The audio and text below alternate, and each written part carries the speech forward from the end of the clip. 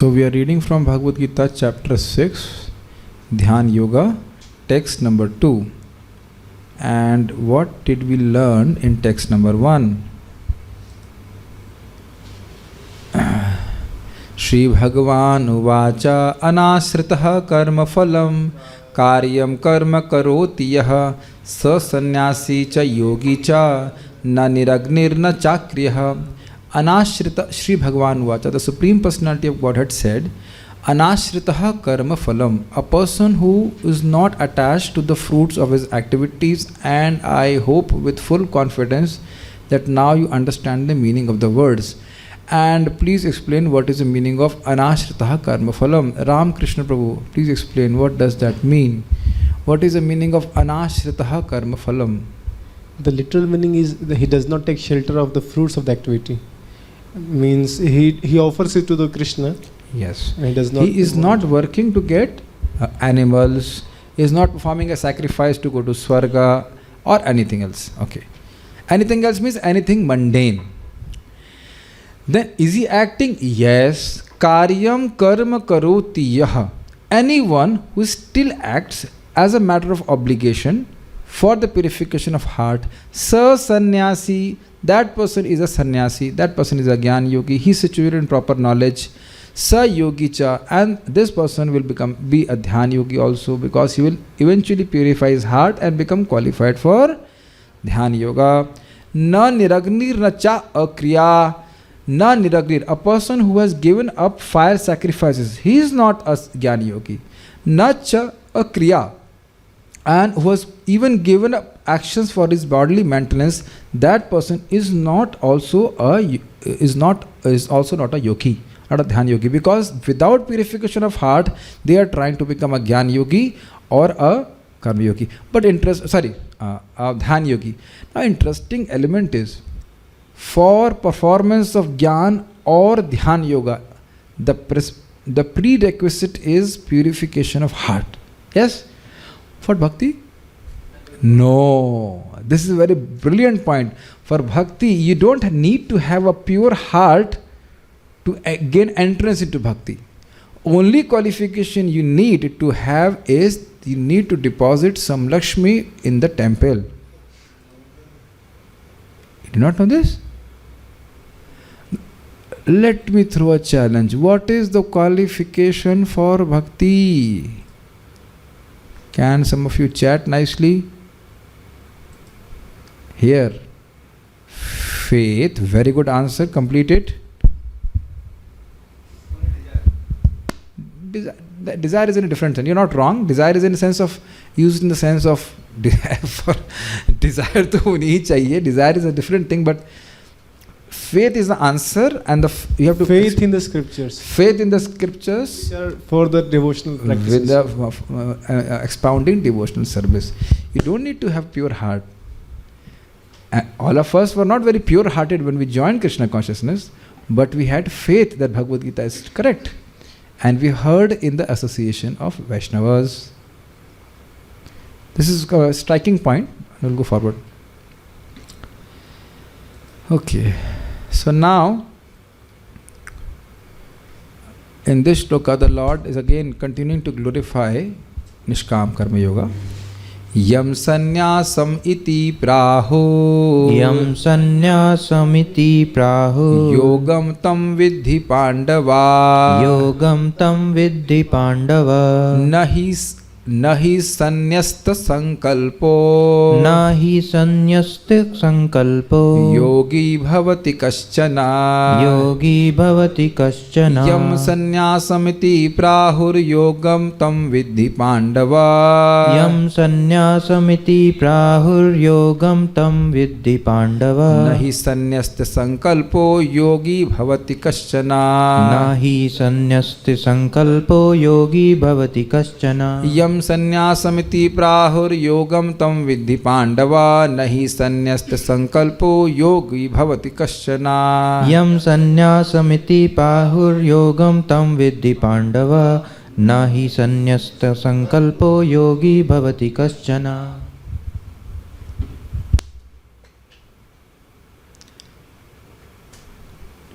What is called renunciation you should know to be the same as yoga, or linking oneself with the Supreme. O son of Pandu, for one can never become a yogi unless he renounces the desire for sense gratification. Very easy to understand. A person, okay, I am speaking about Bhagavad Gita right now. Am I speaking about politics? Why? Very simple, you can't speak to two topics simultaneously. If I am attached to speaking about Bhagavad Gita, I am a yogi. And also I am renounced from bad things. Got it? If you are taking prasadam, are you a yogi? Yes, because you are using your senses in Krishna's service. And are you a sannyasi? Yes, because you have renounced food which is not offered to Krishna. Is that simple or difficult to pick up, my dear devotees on Zoom? If you are going to east, naturally you are away from west. Going to east means being away from west. Got it? Simple. Yogi engages his senses in Krishna's service. Prabhupada does not talk so much about Nishkam Karma Yoga because compared to Bhakti, it is very slow. It is very good, but it's still very slow. So Prabhupada very simply and very rightly and very correctly, very nicely, he talks about Bhakti Yoga, in which we act for Krishna. We are not simply offering the fruits of our activities for Krishna. This Gita class is directly Bhakti. It's not that the result of Gita class is offered to Krishna. Make sense to you? The process itself is pleasing to Krishna. Before that, every word what Srila Prabhupada wrote is pleasing to Krishna. Have you ever thought about that? Every word which Prabhupada is writing in his books is most pleasing to the Lord. And that's what we are speaking. If you don't get it, I will give a very stark example. Someone has written a hate message to you.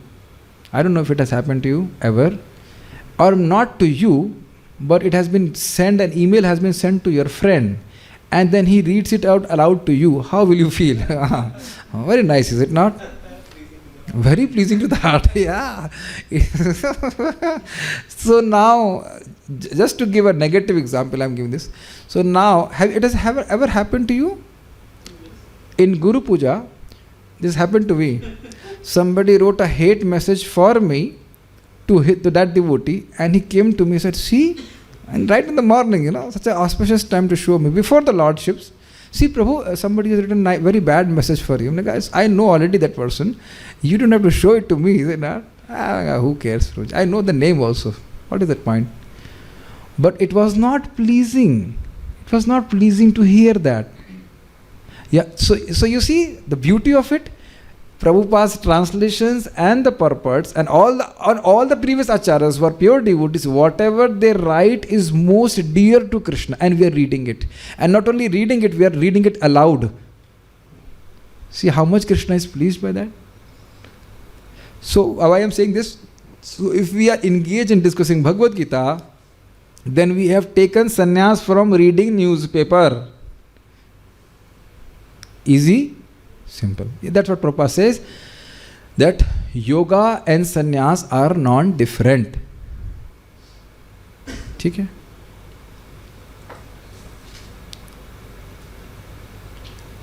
Pandava, O son of Pandu, that means Arjuna, Yam Prahu, what they say. Now they say means those who are knowers of truth, not the generalist. Who are knowers, who may know the truth but speak untruth. Yam Prahu, what they say, those who are transcendentalists, they say, Sanyasamiti is renunciation. That means what they say is renunciation. What they call as renunciation, Yam Prahu Sanyasamiti. This is sannyas. What they call that this is sannyas, Tam Vidhi Yogam He. that you must know is yoga. Are you able to follow? Because certainly, because he is in the use of certainty, because certainly a sannyasta without being able in giving up sankalpaha, desire for self-satisfaction, that means desire for sense gratification, kaschana na yogi bhavati, anyone can never become a mystic transcendentalist. Got it? If we do, there are two ways of looking at it. If somebody, simple, you are sitting here and some devotees are not sitting here. Obviously, I am not finding fault. They may have other services or they might have to take rest. Or maybe they will not understand the language also. That is also a possibility. But there are many people who are not hearing Bhagavad Gita. Right now, this class is live on YouTube. Also, obviously, I am not saying that I am the best speaker or anything. But there are people, many people who will see this live class, but they will choose to see something else. Why? Give the answer, my dear Ramakrishna Prabhu. No, Prem Krishna Prabhu will answer. You got my question? Right now, this class I am making... because they had different desire to... Yes! See, even with an inattentive mind, you are coming with the right answer. Bhagavad Gita bhar gayi hirday mein. Even if inattentive, you will give the right answer. Answer will come right even if you don't hear the question. This is the beauty of Krishna consciousness. Because our answers are correct. You got the answer, my dear devotees?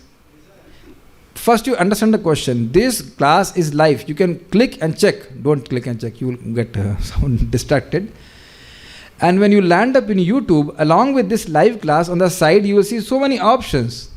So a person will choose, or most probably he chooses not to hear Bhagavad Gita, which is yoga, and he will go to watch some stuff which may not be directly Krishna conscious. Quite possible. Why? As Prem Krishna rightly said, because of desire. Yes, people are attached. So if I have a desire for enjoying the senses, how can I become a yogi? How will I engage my sense in Krishna's service? Hai ki nahi?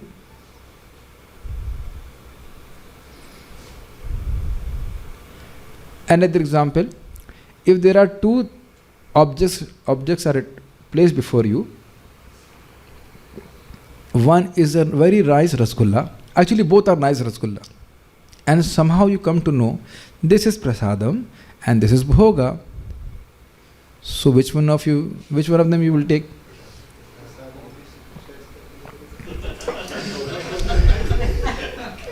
So obviously as devotees I can understand that you have told prasadam.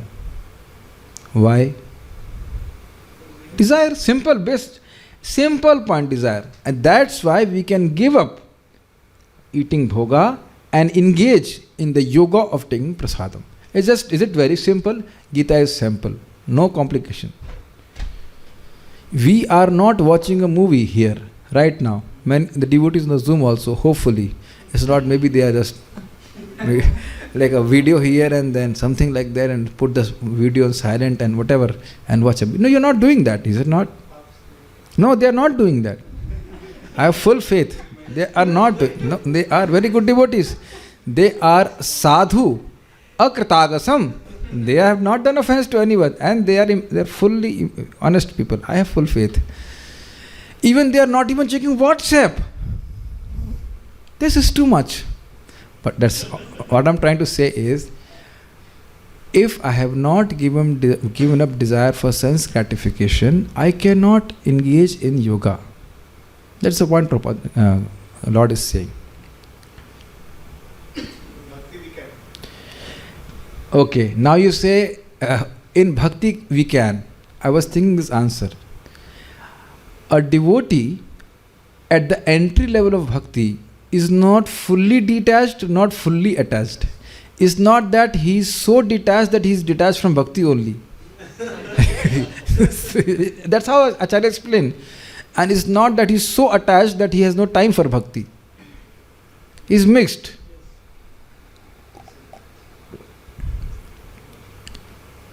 Please raise your hand if you are completely aloof to the taste of food. And if you tell lies, you will tell lie in a Bhagavad Gita class. You got the question? Okay. Please raise your hand if you don't like Gita class or Bhagavatam class. I will not take any offense. So both are true or not? We like to have nice food, which is a science of kind of sense desire. We also like to hear Bhagavatam. We also like to go for Mangalarati. Yes, very good desire. So, as we increase our bhakti, by the process of bhakti, bhakti itself will make us detached from everything. Okay, Gita Bhushan commentary. The word sannyas means to be fixed in jnana, characterized by stopping the functions of all the senses. The word yoga refers to stopping the internal functions, chitta vritti. Yogaha chitta vritti nirodha. This is a very famous word. Chitta vritti means the function of the mind and the internal senses have a tendency to go towards sense objects. So you stop it and you fix it on the Lord. That is called yoga. You have said that a person is practicing jnana and yoga by performing nishkam karma yoga, whose essence is employing the senses. What sense of the word jnana and yoga produces this statement? I think it was difficult to understand this. See, in jnana yoga, person will actually not act externally. He will be more into meditation and fixing his mind on the realization of Atma. So externally he won't act. That is called Jnana Yoga. And in the Dhyan Yoga, the mind is focused on Paramatma. So in both situations, external senses don't work.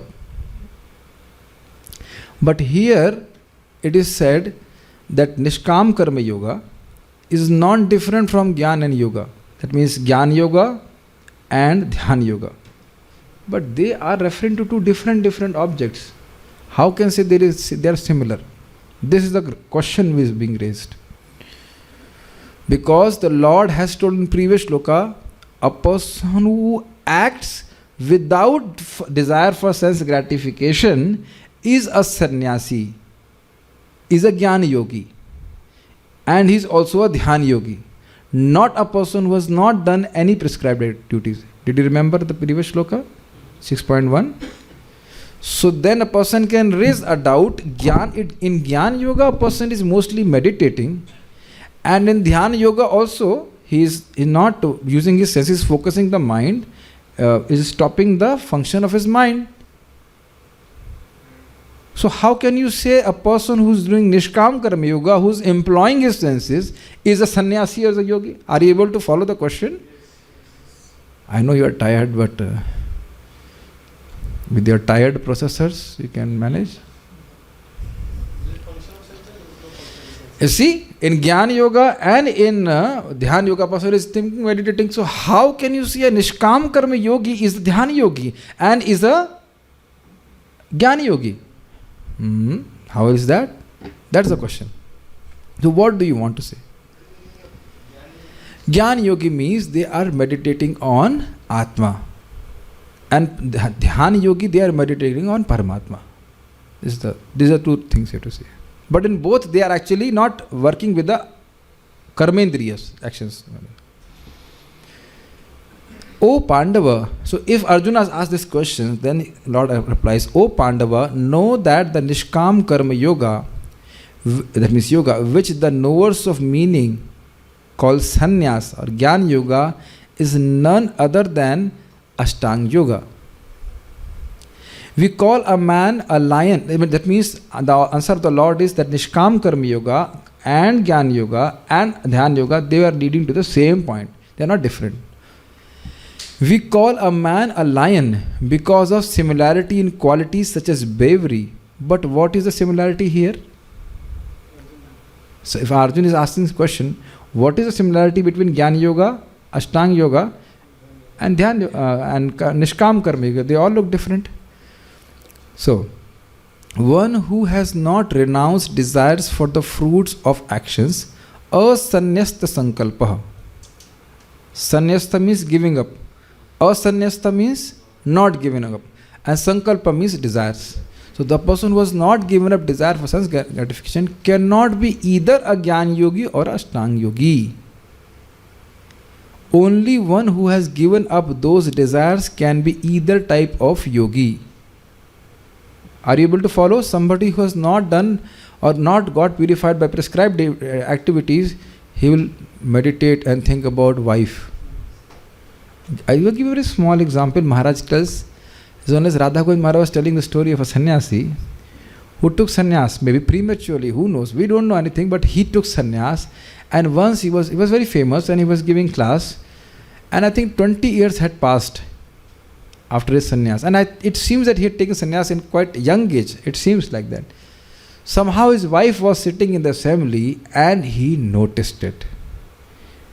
And I don't know how they met or something, then they asked, you have also come? Then the wife said, you have not been able to forget me also? So after hearing that, for many years that sannyasi did not speak anything.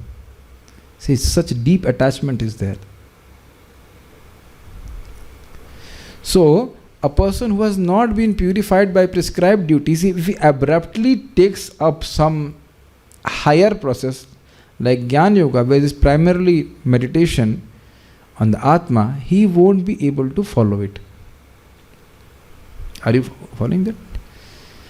Only one who has given up those desires can be either type of yogi. That means either Ashtanga Yogi or Jnana Yogi. Because of similarity in giving up the desire from results of action in Jnana, and similarly in stopping the internal functions in the form of thirst for enjoyment in yoga, both terms are used in describing the Karma Yogi by taking a secondary sense of those words or Gyan Vritti. I know this is difficult. Let me explain. In Jnana Yoga, a person gives up his desire for sense enjoyment. In Nishkam Karma Yoga, he gives up the desires for sense enjoyment because he's working for a yajna. I mean, he does a yajna but does not expect fruits for his sense enjoyment. Is it similarity or not? Theek? Second, so this is how similar to Jnana Yoga. That means Nishkam Karma Yoga is also targeted towards realization of Atma. Then in Ashtanga Yoga, the Chitta Vritti Nirodha, that means the internal senses are restricted from going outward towards sense enjoyment. Mind and senses are controlled like that. Similarly,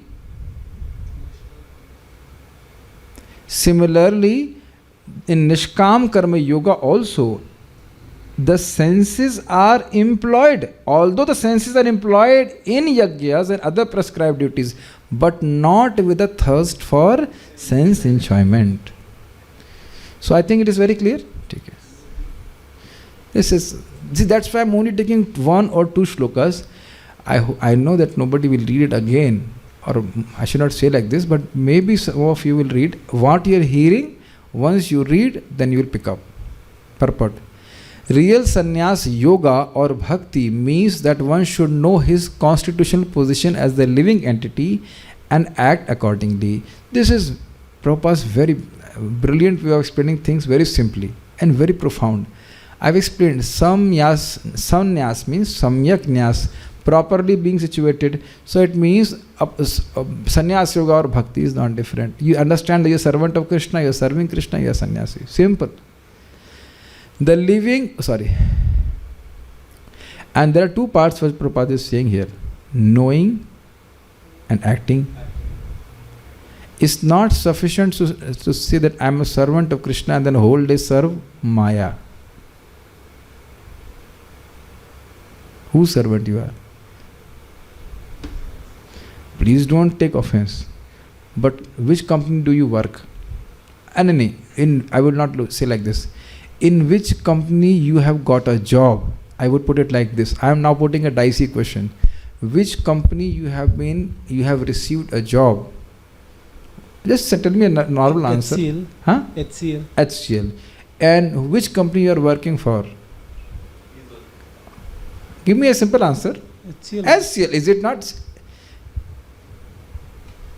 Did you get my point?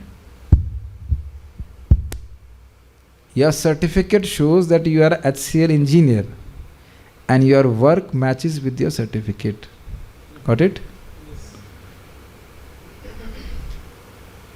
So it's very easy to say, yes, I am servant of Krishna, but we must act also.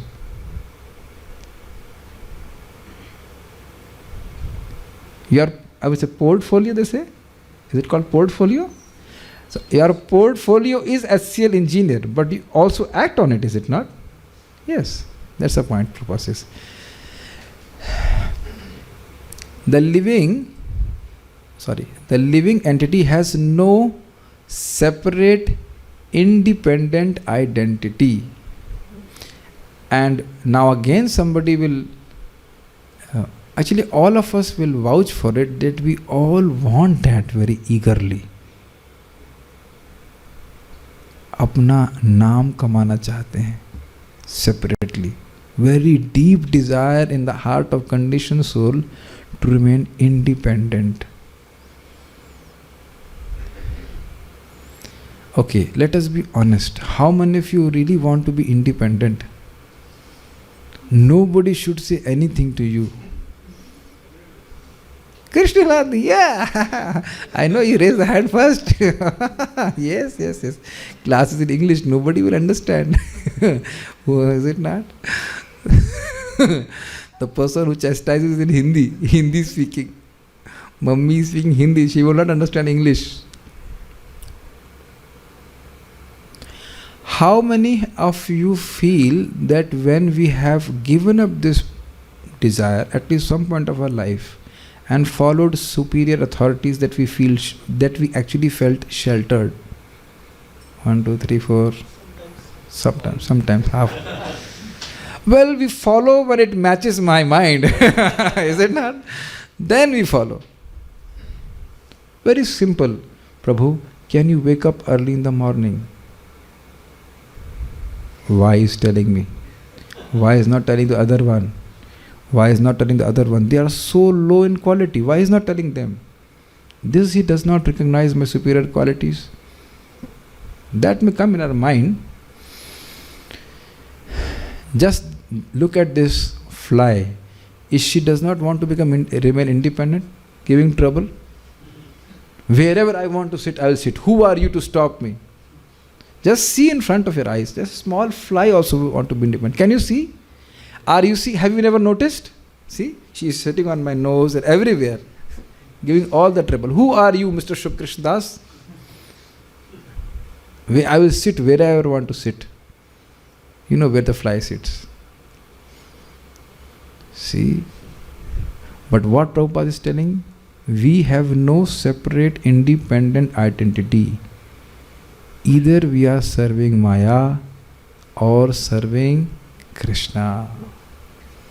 We have no separate independent identity. Jiver Swarup hoye Krishner Nitya Das.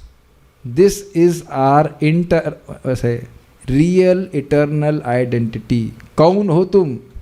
Who are you? Servant of Krishna. Okay.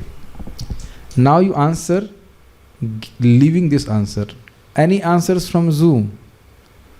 Who is Jiva? What is Atma?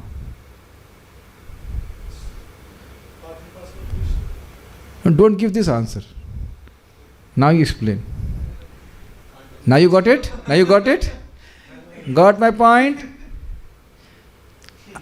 My question was, explain the living entity not in relationship with Krishna. Nothing, no answer comes, na? You cannot define, our very definition is servant of Krishna. Just see how much illusioned we are that we think that we can go against our own definition. I never spoke this word. This is coming from Krishna directly. I feel like this. This is mouse. It cannot be a football. By definition, this is a mouse. It is not football. And we are breaking our head trying to be football when we are simply Krishna's simple servants, which is being kicked by Maya. Life after life. Beautiful purport by Srila Prabhupada. He is the marginal energy of the Supreme. He means Atma, don't take it as he or she.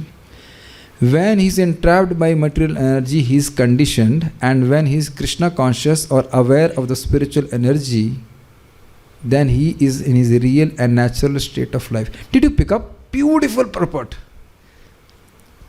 When the living entity is entrapped by material energy, he is simply not conscious of spiritual energy. It's not that the spiritual energy is not there. Did you get it? Beautiful point. So the more we become connected to spiritual energy, the more we become conscious of spiritual energy. It is always there. The holy name of Krishna, the Dham of Krishna, the devotees of Krishna, Gita, Bhagavad is all there, is it not? We are now becoming more conscious of it by coming in contact with it.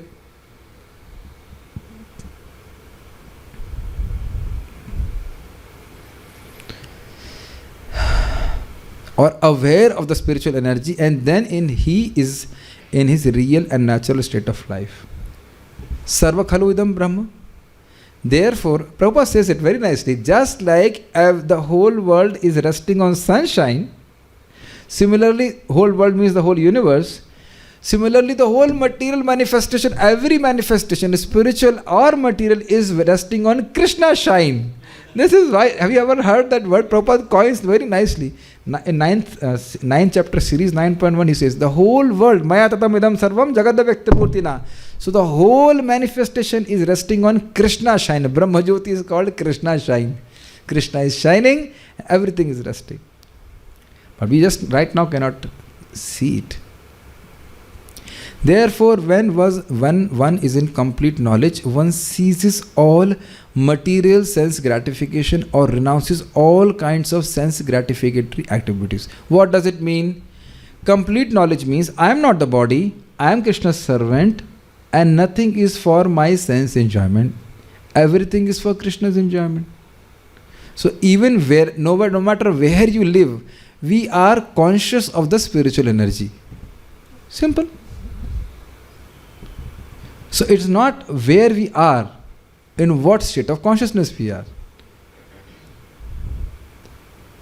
This, I think many devotees must have heard that or experienced that when you're in very good consciousness, some days when you're in good consciousness, so even if external sense objects are there, you don't get disturbed.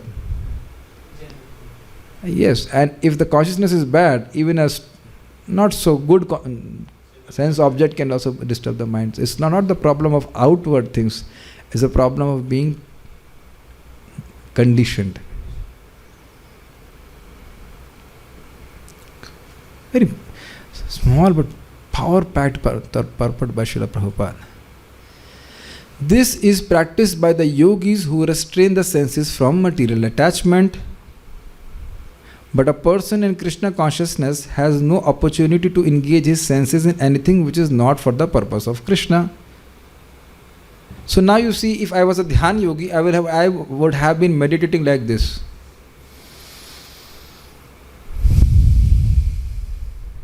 And then trying to restrain my senses. Yes?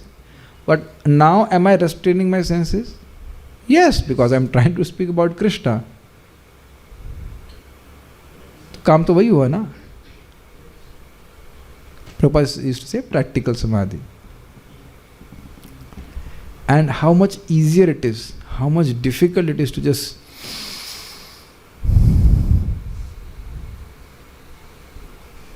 most probably will sleep. I know, I can vouch myself how difficult it is to chant the afternoon Gayatri. It is so difficult. So difficult. Because we cannot first of all speak. Mostly we close our eyes. So difficult to remain awake also. One time a devotee told that by the 5th mantra that devotee slept. Then again woke up and again did the Gayatri. Sometimes we forget, hey, did I chant the 5th mantra or not? Very difficult in Kali Yuga. Morning, evening is good, but afternoon Gayatri when you will do, then you'll see very difficult. Especially when you wake up at 3 a.m. like that. Very difficult. So anyhow, Dharma Yoga is out of question. Therefore, a Krishna conscious person is simultaneously a sannyasi and a yogi. Sannyas means giving up desire for sense enjoyment. So what Prabhupada explained, a devotee is conscious of spiritual energy. So he has no desire for sense enjoyment. Theek? Everything is for Krishna. And why is a yogi? A yogi will restrain his senses. And the devotee has no opportunity to engage in senses in sense enjoyment because the senses are engaged in Krishna's service. So that's why a devotee is normally automatically a sannyasi and automatically a yogi. Clear? The purpose of knowledge and there's no water. The purpose of knowledge, hold on, it's there. The purpose of knowledge and of restraining the senses as prescribed in Dhyan and Yoga processes is automatically served in Krishna consciousness. This is clear? The purpose of knowledge and of restraining the senses. Okay, what is the purpose of knowledge? Very simple, to know the Atma. And Bhakti, you directly know that I am servant of Krishna. Ho gaya, problem solved. The problem is solved. And what is the purpose of restraining senses? You restrain the senses and engage in Krishna's service. Ho gaya, khatam. So easy. If one is unable to give up the activities of his selfish nature, then Dhyan and Yoga are of no avail. ठीक है? If the heart has not been purified by prescribed activities, even if a person is trying for Dhyan Yoga, he will fall down. Even if he is trying for Dhyan Yoga, he will fall down. The mind will go again and again into sense objects. The real aim is for a living entity to give up all selfish satisfaction and to be prepared to satisfy the Supreme. We must remember we have no independent identity. So desire for enjoyment is sense enjoyment desire, and the desire for liberation is also sense enjoyment desire. It has nothing to do with Krishna. A Krishna conscious person has no desire for any kind of self enjoyment. I have explained this. He is always engaged for the enjoyment of the Supreme. Beautiful point. Just now some devotees made a juice and gave to other devotees. I think you made it, Tanish Prabhu?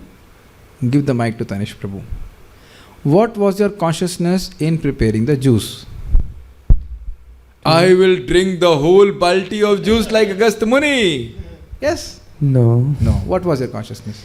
To offer it to Krishna and then to distribute it to devotees for Krishna's and devotees' pleasure. And how did you feel doing that? Very nice. Very nice. You got it? Do you drink the whole juice? Obviously not. No, not even a drop. Not even a drop also. So selfless is it not? And the devotee who was giving the juice to me, were you feeling happy in giving to me? Yes, naturally. And at least say yes. Yes. Okay. So now, you were not getting even a drop of juice, at least when you are giving to me. Why were you happy? And as Tanish Prabhu said, he has not, hopefully we believe him, that he has not drunk a drop of juice up till now, and maybe it is finished also. Who is finished? If still you are happy. Yes. Have you experienced like that? Yes. I have seen some devotees I'm seeing in front, how they were serving very nicely in Kartik, and to the effect they were like kind of literally saying, please, we want to serve. And they were actually serving till 9:30, even 10, not even taking a grain of a morsel of prasadam. And they were happily distributing. I'm not saying that do it every day, you will die. We don't want that. We also want you to take prasadam.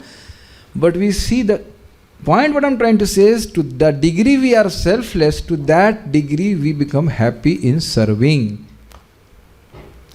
So same thing. 𝐕𝐈𝐃𝐄𝐎 pratyeta yenatma prasidati. Got it? So, he is always engaged for the enjoyment of the Supreme. You are going to go for Mangala Arati tomorrow, not for your enjoyment, for Krishna's enjoyment.